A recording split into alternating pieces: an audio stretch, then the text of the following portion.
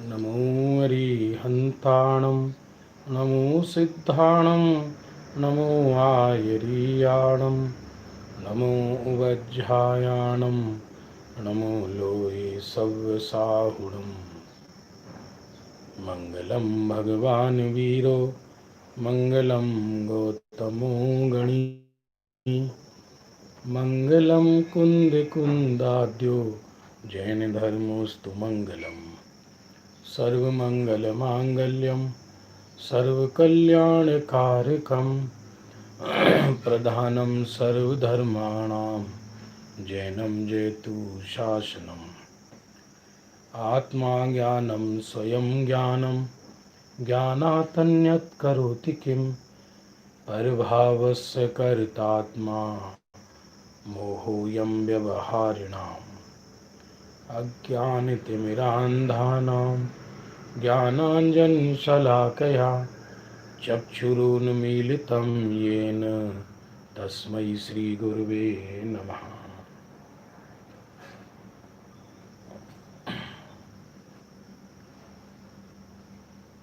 प्रातःकाल का स्वाध्याय का समय हो चुका है और निहाल भाई सौगानी जी की पत्रों से संकलित मुमुक्षुओं की चर्चा से संकलित अलौकिक बोलों की चर्चा चल रही है।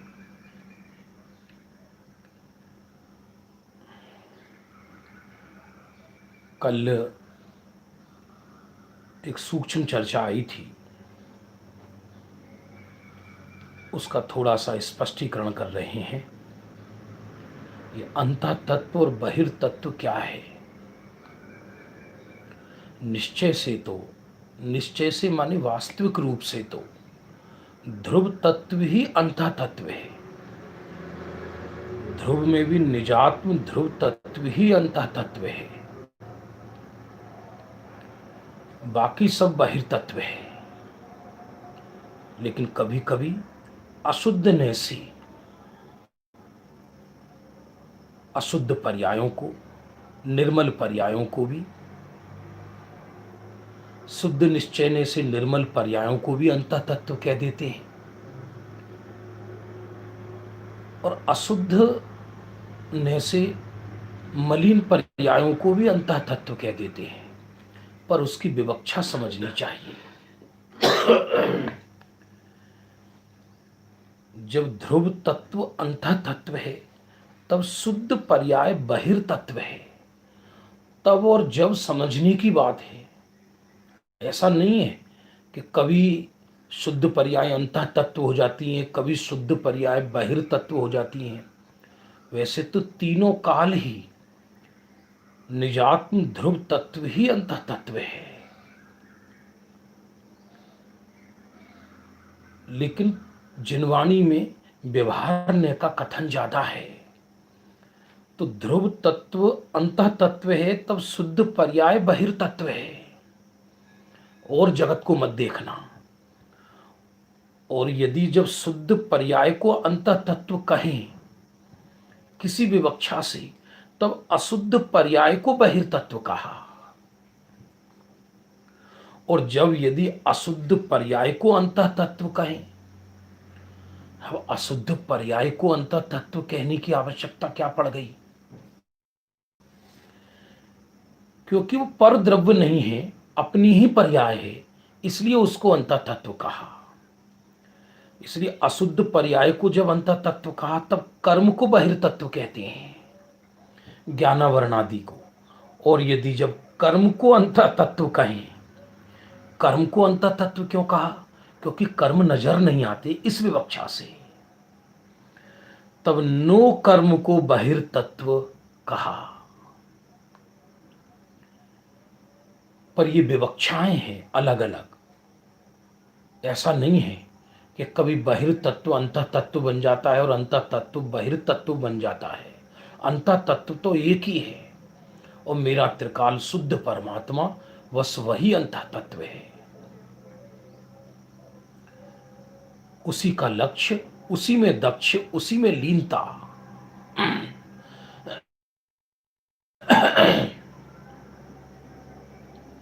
7 नंबर का बोल चलेगा, अद्भुत बोल है।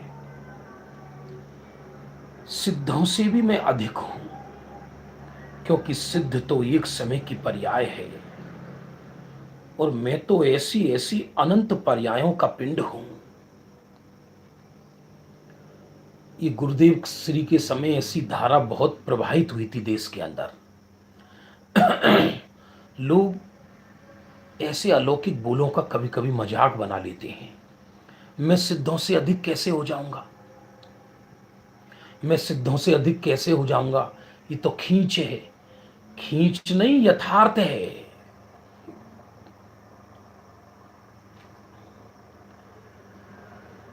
क्योंकि यह त्रिकाल चैतन्य परमात्मा की बात चल रही है, यह पर्याय की बात नहीं चल रही, पर्याय की शुद्धि की बात नहीं चल रही। मैं सिद्धों से अधिक हूं।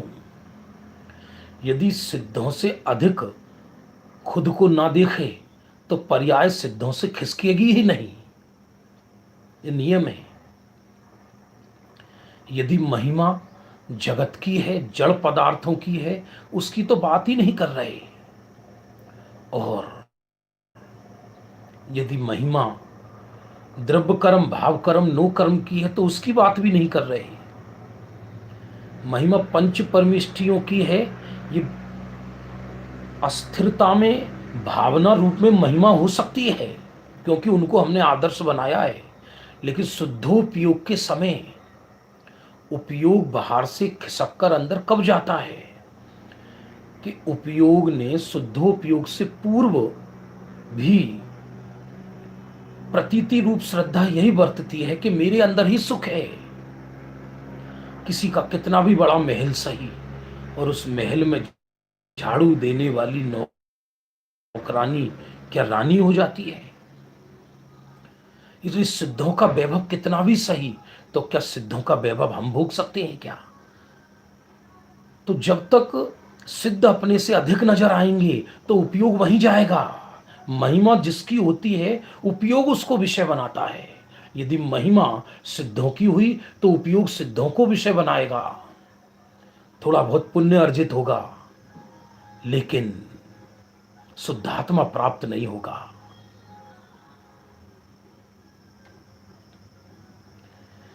इसलिए मैं सिद्धों से अधिक हूं, ये बोल समझना।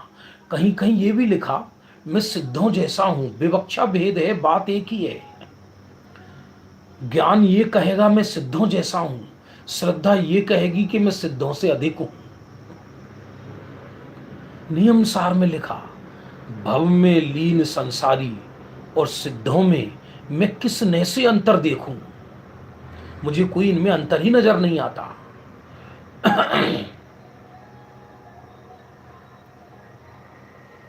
समय सार मूल गाथा में आया, पर द्रव्यों से अधिक अपने को जानो। वहां अधिक का अर्थ भिन्न है, और अधिक का अर्थ महिमाशाली भी है। सिद्धों से भी मैं अधिक हूं, क्योंकि सिद्ध तो एक समय की पर्याय है, और एक एक समय की पर्याय करके शादी अनंत काल तक होता है सिद्ध दशा। इस सिद्धों की सादृश्य पर्याय कहा, ध्रुव पर्याय कहा, लेकिन है तो पर्याय ही ना। और मैं, मेरे अंदर से निकलने वाली एक एक समय की सिद्धों की पर्याय अनंत काल तक निकलेंगी। तो पुंज बड़ा हुआ या किरण बड़ी हुई, और मैं तो ऐसी ऐसी अनंत पर्यायों का पिंड हूं। इस सोगानी जी के बोल चल रहे हैं। यदि ये पच जाए तो व्यक्ति सिद्ध बने बिना ना रहे, ऐसे अद्भुत बोल हैं। मैं तो ऐसी ऐसी अनंत पर्यायों का पिंड हूं। अनंत पर्यायों का पिंड हूं, इसका अर्थ भी समझना। द्रव्य में पर्याय घुसी हुई है ऐसा नहीं है। पर्यायों का समूह पिंड हो ऐसा नहीं है। द्रव्य के अंदर भूतकाल की और भविष्य की पर्याय पर्याय रूप से नहीं रहती। यदि द्रव्य त्रिकाली द्रव्य में भूत भविष्य की पर्याय पर्याय रूप से विद्यमान रहती हों, तो वर्तमान में भूत भविष्य की दुख सुख का प्रसंग आएगा। इसलिए ये तो व्यवहार कथन है कि द्रव्य में से पर्याय आती है और द्रव्य में चली जाती है। क्योंकि क्या उत्तर दे, उत्तर तो एक ही है। इसलिए पर में नहीं, हम पूछते हैं प्रकाश हुआ तो अंधकार कहां गया। कोई ये कहे कि दीवार में घुस गया, ये कोई सही बात है क्या? प्रकाश हुआ तो अंधकार कहां गया? और अब प्रकाश चला जाएगा तो अंधकार कहां से आएगा वापस? कोई ये कहे कि दीवार के अंदर प्रकाश घुसा हुआ है, ये बात है क्या? ऐसा तो है नहीं। इसलिए भूत और भविष्य की पर्याय द्रव्य में होती ही नहीं है। द्रव्य तो परम पारणामिक भाव रूप है। फिर कहा तो जाता है कि व्यवहार कथन है। इसलिए यह भी कहा जाता है कि पर्याय पारणामिक भाव रूप से द्रव्य में रहती हैं, अर्थात द्रव्य में द्रव्य रूप से रहती हैं। यह भी कैसे संभव है कि पर्याय द्रव्य बन जाए? ये कैसे होगा? इसलिए चूंकि पर्याय पर द्रव्य नहीं करता, पर नहीं कराता, इसलिए कहा जाता है कि पर्याय द्रव्य से आई और द्रव्य में चली गई। यथार्थ देखा जाए तो पर्याय अपने सटकारक से स्वयं पैदा होती है और अपने सटकारक से अगले समय स्वयं गायब हो जाती है। वो अपने समय में सत्य है।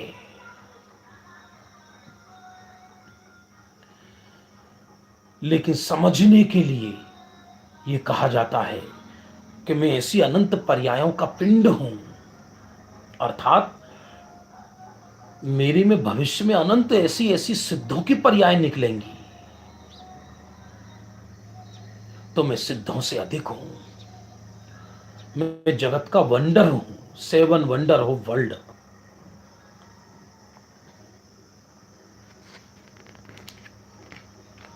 बोल तो अद्भुत हैं।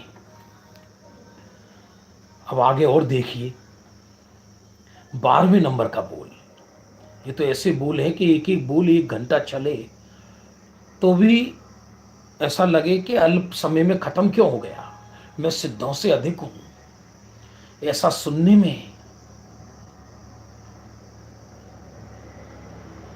सुनने में कभी कभी व्यक्ति को ऐसा लगता है कि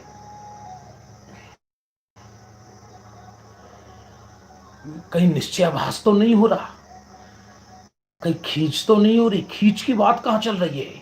अपने घर की बात चल रही है। अब 12 नंबर का बोल और अद्भुत है। एक एक बोल अद्भुत है वास्तव में। द्रव्य दृष्टि प्रकाश की पीडीएफ होगी आपके पास, यदि ना भी हो तो समझ में आएगा एकदम। मैं सिद्धों से अधिक हूं। श्रद्धा सिद्धों से अधिक मानती है तभी स्वरूप में समाती है। समझना ध्यान पूर्वक। यदि किसी परद्रव्य की रंच मात्र भी महिमा रह जाए, अब पर द्रव्य में भले ही सिद्ध हो या देह हो या संसार हो, उससे कोई फर्क नहीं पड़ता।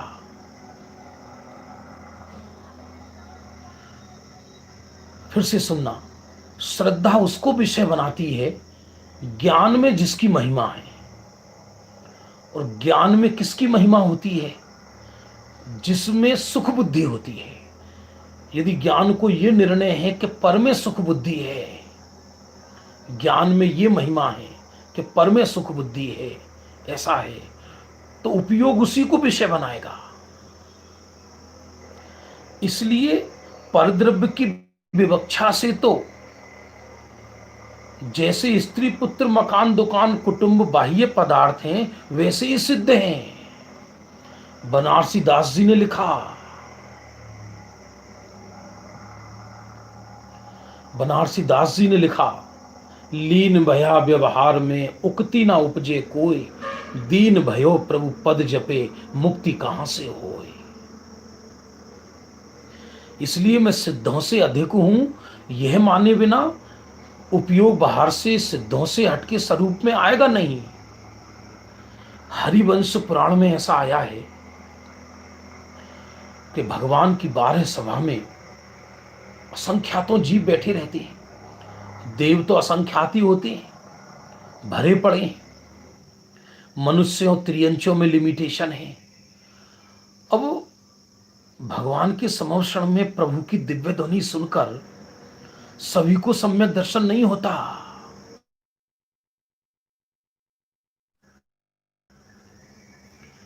जिनेंद्र प्रभु को देखकर जिन्हें अपना स्वरूप भासित होता है, जिनेंद्र प्रभु को देखकर जिन्हें अपना स्वरूप भासित होता है, और इतना भासित होता है कि लघु अंतर मुहूर्त काल के लिए तीर्थंकर से दृष्टि हटकर स्वरूप में आ जाती है। तो हमारा मनोवैज्ञानिक एक प्रश्न है कि किसी व्यक्ति का उपयोग दृष्टि बाहर से हटकर एक अद्भुत अच्छी वस्तु से हटकर अंदर कहां क्यों जाएगी?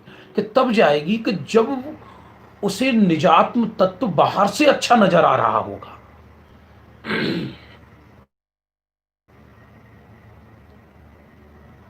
तभी तो उपयोग अंदर जाएगा।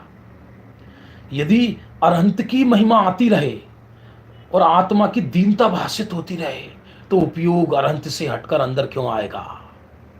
इसलिए हरिवंश पुराण में लिखा कि जो पूरे समव शरण से, देवों से, इंद्रों से अप्रभावित होकर एक अपनी ओर लक्ष्य करते हैं, उनको सम्यक तो होता है समव शरण में। बाकी को पुण्य आदि होता है, उसका निषेध नहीं है। इसलिए मैं सिद्धों से अधिक हूं। अब 12 नंबर का बोल में क्या कहते हैं देखो। पर्याय में तीव्र अशुभ परिणाम हो या उत्कृष्ट से उत्कृष्ट शुद्ध पर्याय हो, मेरे में कुछ भी बिगाड़ सुधार नहीं होता। मैं तो वैसा का वैसा ही हूं। पर्याय में तीव्र अशुभ परिणाम हो या उत्कृष्ट से उत्कृष्ट शुद्ध पर्याय हो। उत्कृष्ट से उत्कृष्ट शुद्ध पर्याय का अर्थ, पर्याय में चाहे सिद्धत्व हो और पर्याय में चाहे निगोदत्व हो, लेकिन मेरा कुछ भी बिगाड़ सुधार नहीं। हमारा आपसे निवेदन है, ये जो आप बोल सुन रहे हैं, सोगानी जी ने जिस आराधना पूर्वक इन बोलों को बोला है, उसी आराधना पूर्वक ये बोल हमारे समझ में आएंगे तो ही अर्थ समझ आएगा इनका।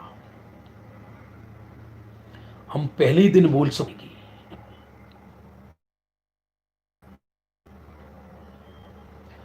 ध्रुव गायक में बैठकर बोल रहे हैं। विचार कीजिए, रत्न मखमल की डब्बी में हो।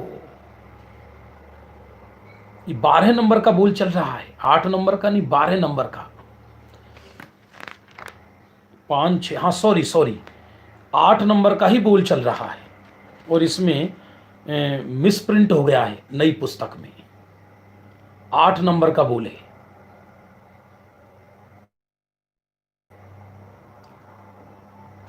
फिर से समझना, पर्या रत्न मखमल की डिब्बी में हो या कीचड़ में पड़ा हो, तो क्या मखमल में रहने से रत्न की वैल्यू अधिक बढ़ जाती है क्या?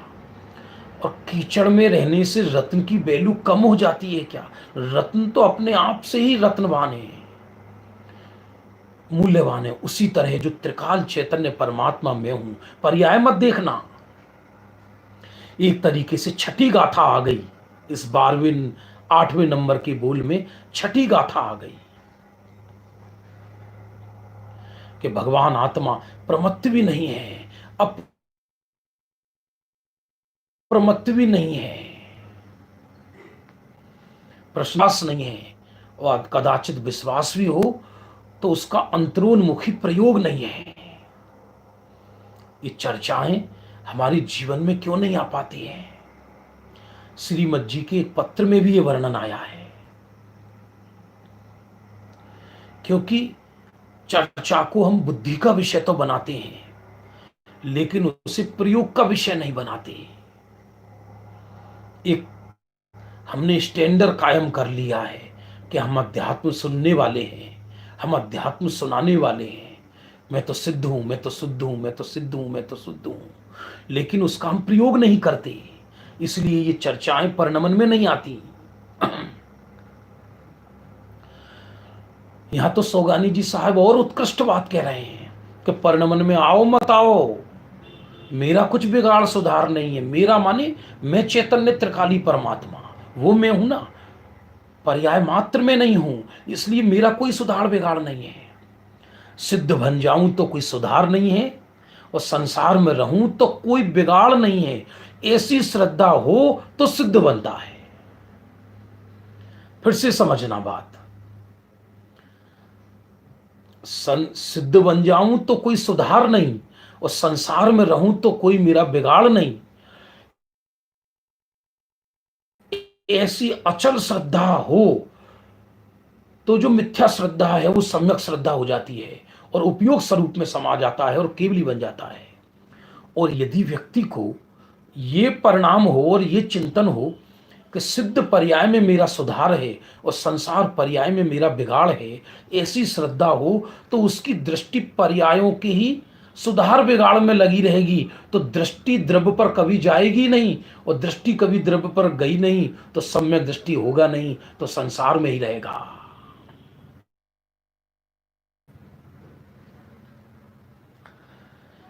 आप ये मत समझना कि ये बात अकेले सौगानी जी ने कहा है, मैं आपको समय सार की गाथाएं भी इंगित कर रहा हूं इन्हों में। जो बंधा जाने आपको, वो बंधनों को प्राप्त हो। जो अपने को बंधा जानता है वो बंधनों को प्राप्त होता है, और जो अपने को मुक्त मानता है वो मुक्ति को प्राप्त होता है। बंधन की चिंता से बंधन नष्ट नहीं होता, इसलिए पर्याय संबंधी चिंतन से पर्याय की ओर ही दृष्टि जाती है, और द्रव्य की ओर लक्ष्य करने पर पर्याय विशुद्ध हो जाती है। इसलिए विकल्पात्मक ज्ञान में उस सम्यक सन्मुख को यह निर्णय होता है कि पर्याय में चाहे शुभ भाव हो या अशुभ भाव हो या शुद्ध भाव हो, मेरा कोई बिगाड़ सुधार नहीं है। ऐसा जब विकल्पात्मक ज्ञान में यथार्थ पक्का निर्णय होता है, तब वो उपयोग जिसने ये निर्णय किया था, फिर से सुनना, क्योंकि श्रद्धा ज्ञान का अनुकरण करती है। श्रद्धा नियम से ज्ञान पूर्वक होती है। ये बात अलग है कि श्रद्धा सम्यक होने पर ज्ञान सम्यक बन जाता है, लेकिन श्रद्धा किसका अनुकरण करती है? कि यथार्थ ज्ञान का अनुकरण करती है। तो जब ज्ञान ने अर्थात प्रकट उपयोग ने यह निर्णय कर लिया कि पर्याय के सुधार बिगाड़ में ना मेरा सुधार है ना मेरा बिगाड़ है, तो वो पर्याय अपनी ही चिंता से मुक्त हो जाती है।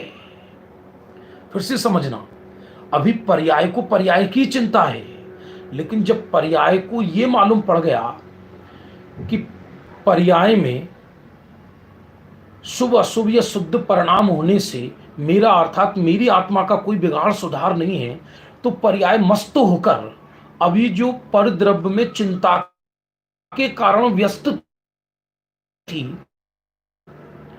अब वहां से चिंता से हटकर, इसलिए शुद्धि की चिंता से शुद्धि व्यक्त नहीं होती, बल्कि सत्य तो यह है शुद्धि की चिंता स्वयं अशुद्ध है। जैसे चाहे सोने की आग हो और चाहे लोहे की आग हो, आग तो आग है। तो चाहे देह की चिंता हो या पर्याय की शुद्धि की चिंता हो, चिंता तो चिंता है। सच पूछा जाए, चिंतन भी चिंता की ही पर्यायवाची है एक तरह से। यहां तो कहते हैं पर्याय मात्र का चिंतन, वो चिंता की ही कोटि है एक तरह से। परम अध्यात्म की दृष्टि से तो देखा जाए, बाल ब्रह्मचारी के लिए स्व स्त्री और पर स्त्री का भेद नहीं होता। जिसकी शादी हो गई हो उसके लिए कहा जाता है ये स्व स्त्री है और पर स्त्री है। इसलिए त्रिकाली ध्रुव की दृष्टि से तो चाहे शुभ परिणाम हो, अशुभ परिणाम हो, शुद्ध परिणाम हो, उस त्रिकाली चैतन्य का कुछ बिगाड़ सुधार नहीं है। ऐसा विकल्पात्मक पक्का निर्णय हो, फिर से सुनना, ज्ञान में सदगुरु की कृपा से, स्वाध्याय से, तो श्रद्धा को उस त्रिकाली ध्रुव की इतनी महिमा आती है कि अरे, महिमा आती है माने वो श्रद्धा, निर्णय ज्ञान ने किया तो श्रद्धा तत्काल उस स्वरूप को विषय बना लेती है। ये अंदर जाने की विधि है। और यदि यही चिंतन चलता रहे कि मेरा तो बिगाड़ हो गया, मेरा तो सुधार हो गया, यही चिंतन चलती रहे, तो पर्याय कभी अंतरोन्मुखी होगी ही नहीं। अब किसी को प्रश्न होगा, चरणान योग में तो लिखा है कि ज्ञानी भी अशुभ परिणामों से बचने के लिए शुभ परिणामों को करते हैं। ये चरणान योग की भाषा है। जब वो शुद्धोपयोग से बाहर आ गया तो ज्ञान को ये मालूम है कि पर्याय में अपूर्णता है, लेकिन श्रद्धा उस समय भी यही मान रही है कि मैं तो पूर्ण हूं। और चूंकि द्रव्य दृष्टि प्रकाश ग्रंथ है, यह द्रव्य मानी त्रिकाली चैतन्य की चर्चा चल रही है, इसलिए तीनों लोक और तीनों काल में मेरा कुछ न बिगाड़ है न सुधार है। बिगाड़ भी नहीं है और सुधार भी नहीं है। ऐसा निर्णय हो तो दृष्टि सम्यक हो, दृष्टि सम्यक हो तो दर्शन ज्ञान चरित्र तीनों अंदर समा जाते हैं और व्यक्ति को पूर्णता प्रकट हो जाती है। कोई विचार कर सकता है, कोई चिंतन कर रहा होगा इस समय कि यदि पर्याय में बिगाड़ सुधार नहीं है तो फिर मैं पर्याय को सुधारूंगा कैसे? बता दी ना विधि।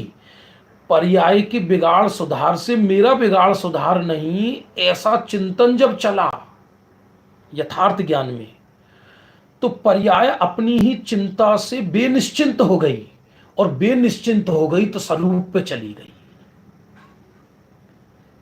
किसी को प्रश्न होगा, साहब स्वरूप पे ऐसे कैसे चली गई? सुनो, उत्तर सुनो। जैसे पानी का स्वभाव बहना होता है, फिर से समझना, तो पानी तो बहेगा ही बहेगा, लेकिन कहां बहेगा?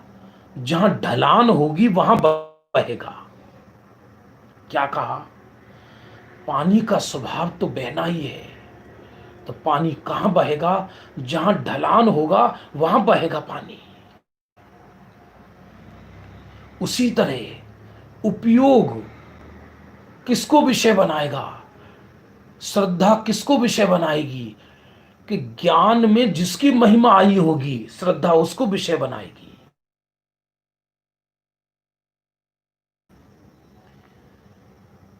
ज्ञान भी उसी को विषय, इसलिए वो उपयोग कभी स्वरूप में जा ही नहीं पाएगा। इसका अर्थ ये नहीं कि ज्ञानी को अपनी पर्याय की अपूर्णता का ज्ञान नहीं होता, लेकिन ये तो अंदर जाने की विधि की बात चल रही है।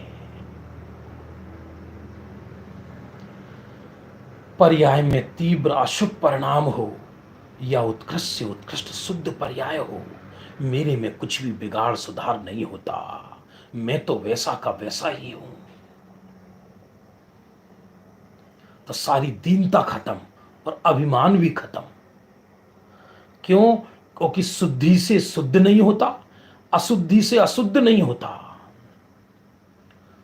छठे गुण स्थान तक के भाव को प्रमत्त भाव कहा और सातवें से ऊपर को अप्रमत्त कहा।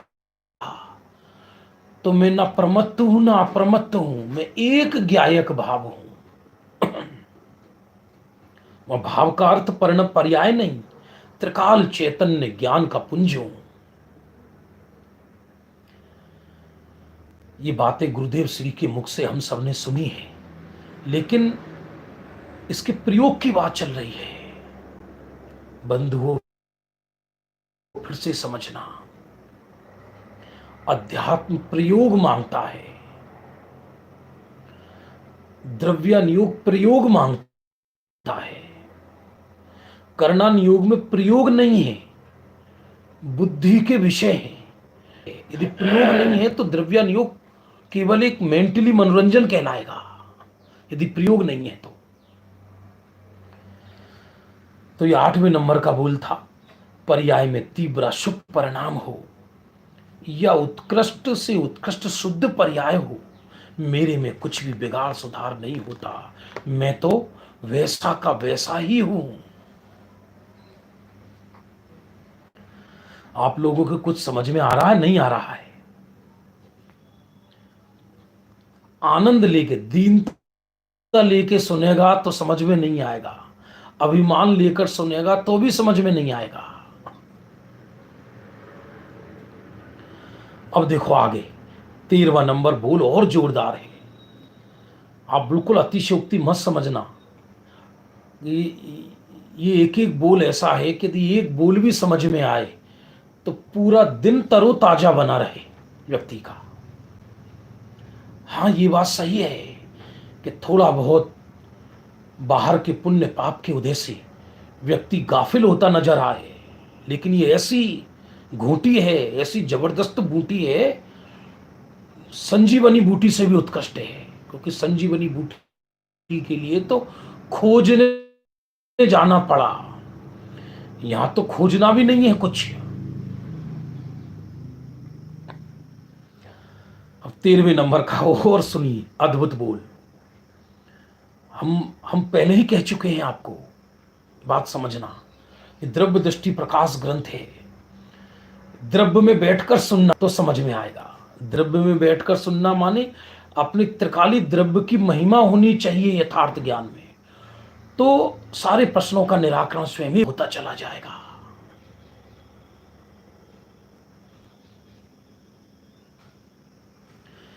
अब 13वें नंबर बोल में देखो क्या गजब की बात आ रही है। 13वां मतलब 9वें नंबर का बोल है। ये थोड़ा बोलों में नंबर डालने में 8वें नंबर का पीछे आ गया है, एक पेज आगे पीछे हो गया है। 13वें नंबर का बोल, केवल ज्ञान से भी हमारे प्रयोजन नहीं, मोक्ष से भी प्रयोजन नहीं, वो तो हो ही जाता है। अब फिर से सुनना,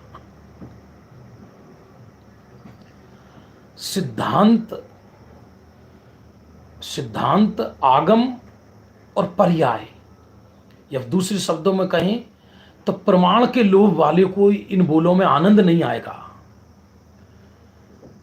अरे हमें तो केवल ज्ञान चाहिए। हाँ, स्तुति में यही बोला जाता है, बोलने से कोई फर्क नहीं पड़ता। यहां तो कहते केवल ज्ञान से भी हमारे प्रयोजन नहीं, मोक्ष से भी प्रयोजन नहीं, वो तो हो ही जाता है। सत्य बात तो यह है, आप बताइए कि मोक्ष को देखने से यदि मोक्ष होता हो तो पहले मोक्ष चाहिए ना सामने। यदि निर्मल पर्याय को देखने से निर्मल पर्याय होती हो तो निर्मल पर्याय सामने चाहिए ना, तो निर्मल पर्याय तो है नहीं सामने। तो निर्मल पर्याय किसको होती है कि जो त्रिकाल चैतन्य परमात्मा को देखता है उसको निर्मल पर्याय प्रकट होती है। यदि कोई ये कहे कि नहीं साहब ये तो केवल ज्ञान का तिरस्कार हो जाएगा, तो चलो केवल ज्ञान का सत्कार करके देखो कैसे करोगी।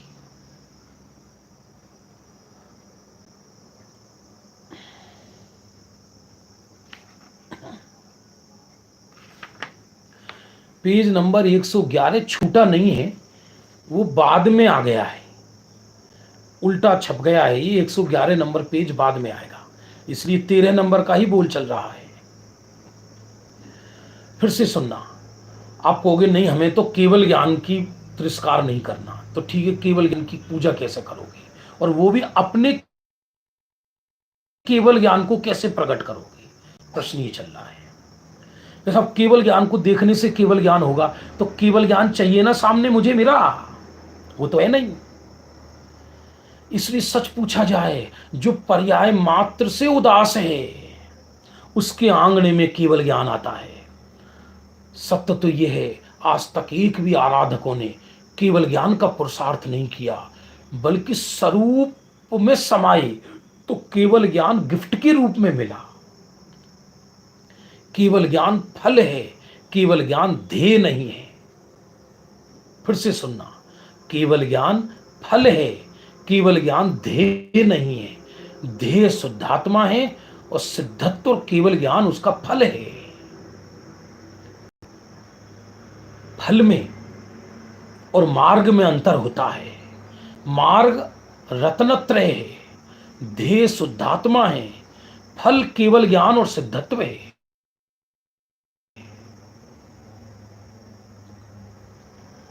और फल किसको मिलता है? जो फल से लक्ष्य हटाकर स्वरूप में लगाता है अपने ध्येय को, तो फल प्राप्त होता है। फल को देखने से फल नहीं मिलता, क्योंकि फल को देखने से फल मिलता हो तो फल सामने चाहिए, फल तो है ही नहीं अभी। मोक्ष किसे कहते हैं? कि पूर्ण निर्मल पर्याय या पूर्ण निर्बंध दशा को मोक्ष कहते हैं। तो पूर्ण निर्बंध दशा चाहिए ना सामने, यदि उसे लक्ष्य करना है तो। और पूर्ण निर्बंध दशा कब होती है? कि जब हम अपने स्वरूप को विषय बनाते हैं, तब पूर्ण निर्बंध दशा होती है। कितना अद्भुत बोल है ये 13 नंबर का, बहुत मजेदार। केवल ज्ञान से भी हमारे प्रयोजन नहीं, मोक्ष से भी प्रयोजन नहीं, वो तो हो ही जाता है।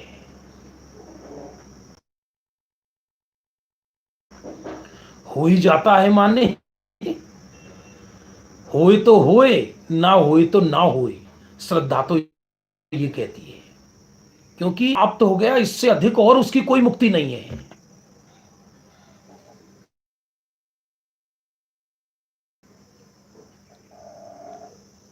बस यही मैं हूं, चैतन्य परमात्मा।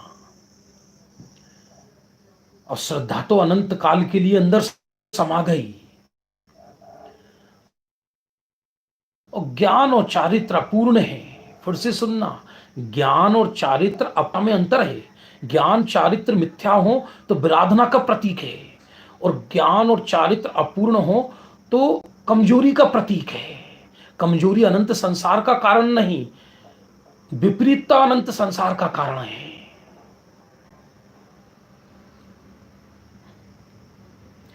इसलिए केवल ज्ञान से भी हमारे प्रयोजन नहीं, मोक्ष से भी प्रयोजन नहीं, वो तो हो ही जाता है, हो जाएगा जब होना होगा।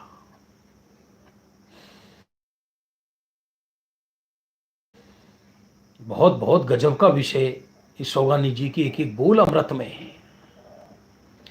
ये सारे बोल इनके पत्रों में, यदि पत्रों को पढ़ोगे तो और विशेष आनंद आएगा। लेकिन मेरा भाव बोलों को ही लेने का हुआ, क्योंकि सीधा मुख्य मुख्य बात आ गई उस पत्र की।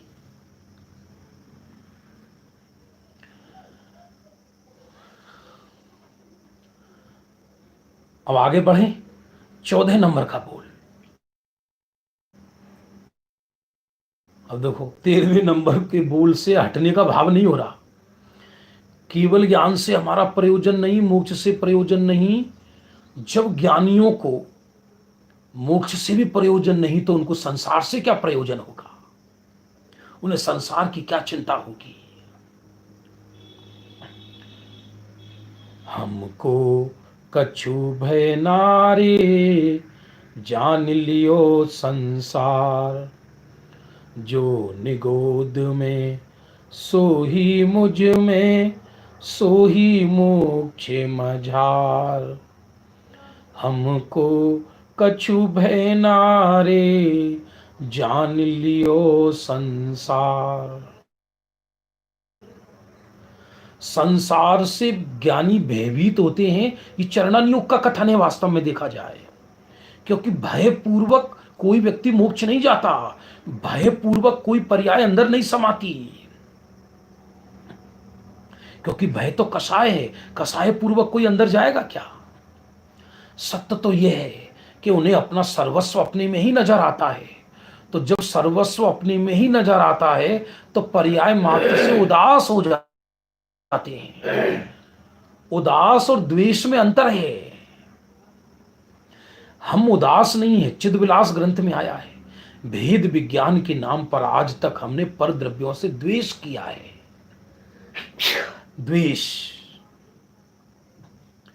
इसलिए उदासी का अर्थ है उपेक्षित, उपेक्षित का अर्थ द्वेष नहीं,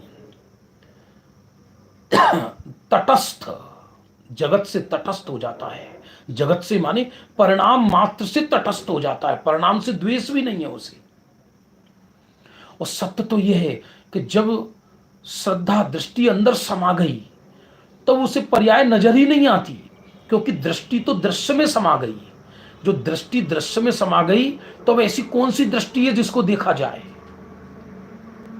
क्योंकि दृष्टि तो दृश्य के दर्शन में तन्मय हो गई, अपने आप को भूलकर।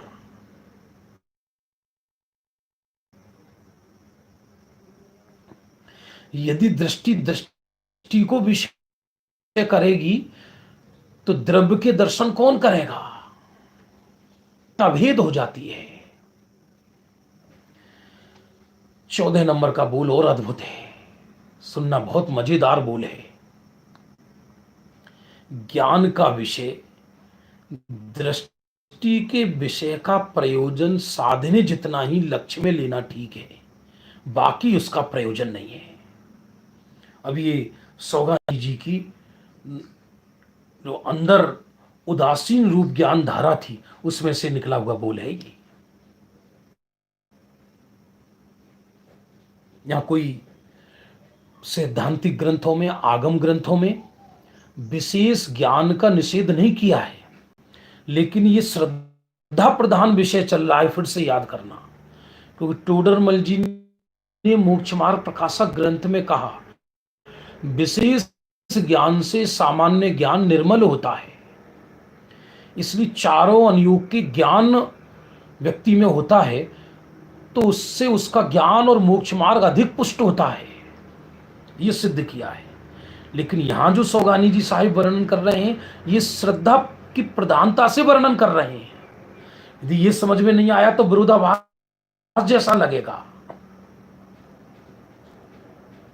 इसलिए चारों अनुयोगों में परस्पर विरोध नहीं है, विरोध लगता है हमको।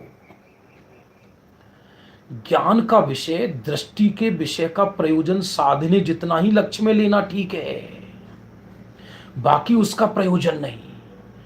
फिर से इसका अर्थ समझो आप, आपको मजा आएगा, आनंद आएगा। जैसे अपने घर में आग लग जाए, किसी के घर में, तो सबसे पहले किसको बचाना? आग लग जाए तो पहले अलमारी खोलेगा, वो पैसों को बचाएगा, खुद में सबसे पहले खुद को बचाएगा। और सबसे पहले खुद को बचाने के किसको बचाएगा? और अब यदि कोई चीज बच सकती हो तो बचा लेगा, और यदि नहीं बच सकती हो तो कूद जाएगा।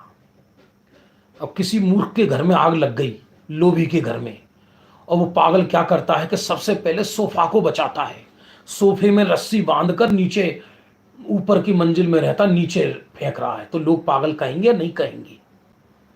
तो जिसको अभी अपना श्रद्धा ज्ञान चारित्र का ठिकाना नहीं है,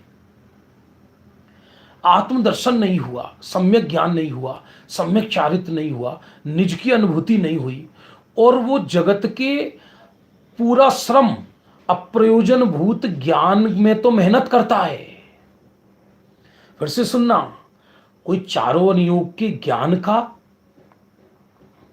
निषेध नहीं चल रहा, पर श्रद्धा तो ये कहती है कि भाई जब तेरा मुख्य प्रयोजन सिद्ध नहीं हुआ तो बाकी सबके ज्ञान को ढोकर करेगा भी क्या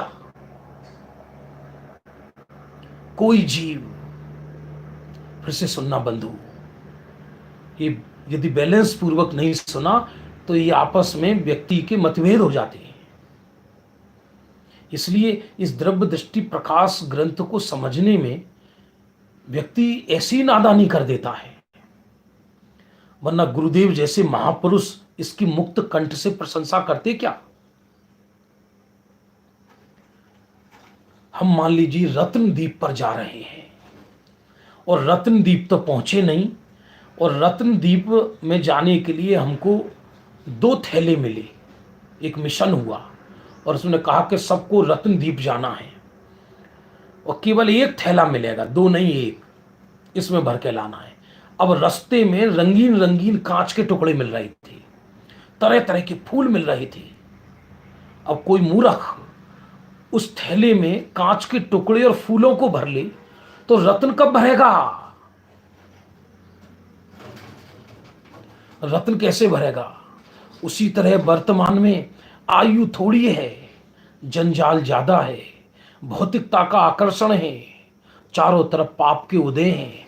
ऐसे समय में अपना मुख्य प्रयोजन साधे नहीं और निष्प्रयोजन बात में अपना श्रम खर्च करता रहे तो प्रयोजन कब साधेगा?